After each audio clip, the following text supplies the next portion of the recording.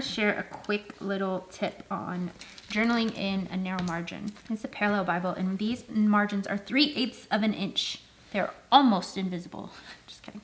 But what am I writing in here? I'm doing this technique called note shrinking. I didn't make it up. It's a real study technique. It wasn't even created for narrow margins either. It was created as a quick way to reference information and recall.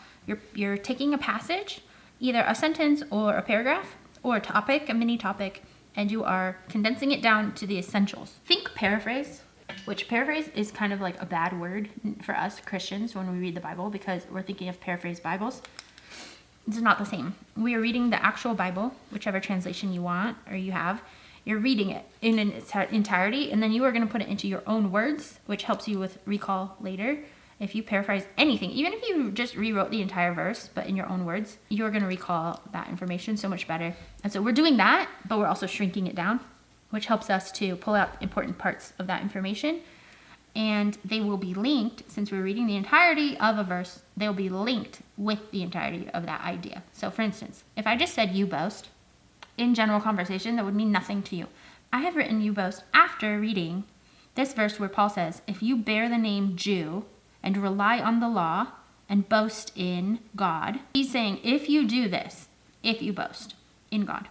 So I have up here this title, in God, and I have summarized this verse to you boast. And you boast to me means you're boasting in your special relationship with God because you're a Jew. I know this now for you boast. So you boast means that to me. If I was reading a paraphrase Bible, they would do this for me. And not this small, they wouldn't shrink it so much, but they're doing that for you. Whereas I'm doing this for me.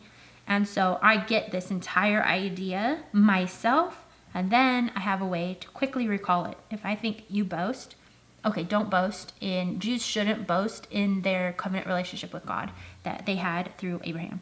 And then the next verse, I've done the same thing. I've taken the idea, it's verse 18, and it says, I'm in Romans 2, sorry.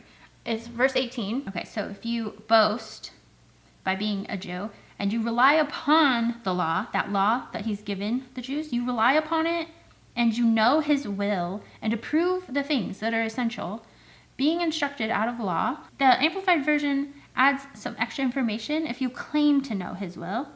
So you're claiming to know it because you are a Jew, and approve the things that are essential, or you have a sense of what is excellent based on your instruction from the law. So you claim to know things based on you being given the law. So because of God covenanting with Abraham, these Jewish people who were the Israelites boast about that. They claim knowledge. I've simplified the next verses to they guide and they correct other people because of this covenant that they've had. But do they do that for themselves? But for yourselves with a question mark. So Paul is talking to the Jews, and there's conflict between the Jews and the Gentiles. The Gentiles are being invited into the covenant through Jesus. And some of the Jews might be upset with that and thinking, we have this covenant with God. Why are the Gentiles being invited in? And Gentiles here are the Greeks, specifically in Romans, which ironically, my grandma was a Greek immigrant. So this is me. This isn't me just as a Gentile. It's also me as this was my family. My family was in Greece at the time that this happened. So I feel like extra tied into this section in Romans. But anyway, so in God, these Jews are boasting about their relationship with God. They're claiming knowledge and that they are a guide to Gentiles and that they can correct the Gentiles. But they break the law. It's been proven, if you've read the Old Testament, that the Israelites have not measured up to this gift that God gave them of a covenant. That was a gift. That wasn't because of them and they're deserving of it. That was a gift.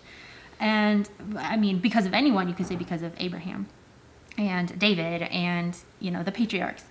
And so Paul is saying to them, you were given a gift, and now you're going to use that to say that you have this special ownership over God's covenant? No, I'm telling you, you don't. The Gentiles are invited in as well. You break the law. You're saying you have this gift of the law. You break it. You ignore it.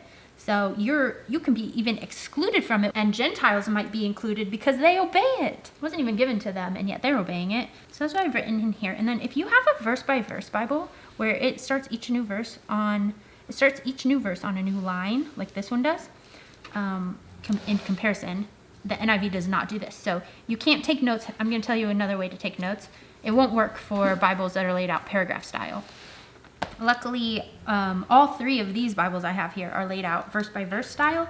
That's just great for note taking. So if you don't want to get a note taking Bible, but you still want to take notes, more notes than a little margin will let you add in, get a verse by verse Bible. There's so many different options. Sometimes you don't want to get a journaling Bible because the options of journaling Bibles aren't as good as normal Bibles. I've been looking for journaling Bibles. I was lucky enough to find one that I love, but it was tricky, and this was the only one I liked. So maybe you have other needs in a Bible. You want a certain color, you want red letter, you want a certain cover, so you can't find a journaling Bible that works. But can you get either wide margin, or if you still can't find wide margin, get verse by verse layout?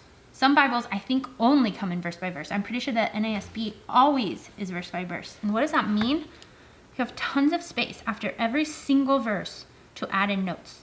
This technique I used, squeezing it into the margin over here, shrinking down the notes, squeezing them into the tiny margin. This page, I more so added my notes in between the verses. Both work. Then again, on this section of Romans, I have done the shrinking notes and I've squeezed it into the margin. So I like both techniques, not as much as having an actual journaling Bible. One thing I love about this parallel Bible is I have 2 full pages of this margin space per beginning of a chapter. So, in a normal Bible, so in this Bible, for instance, it's one translation. I have a little space on each page for notes, which is great. And then I have a lot on the beginning of Bible books. Okay, here's a good example. So in this Bible, I have an extra 1/2 inch of space to write notes in at the top of each page, but there are only 2 chapters I can take notes on, versus this is 1 chapter in 4 translations, and I have that much space.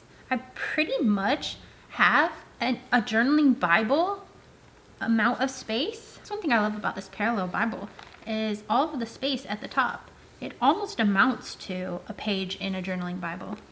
That's all. I hope that was a little bit helpful for you guys, the note shrinking. I have more techniques I'm going to share in other videos, but I'm going to go. Bye.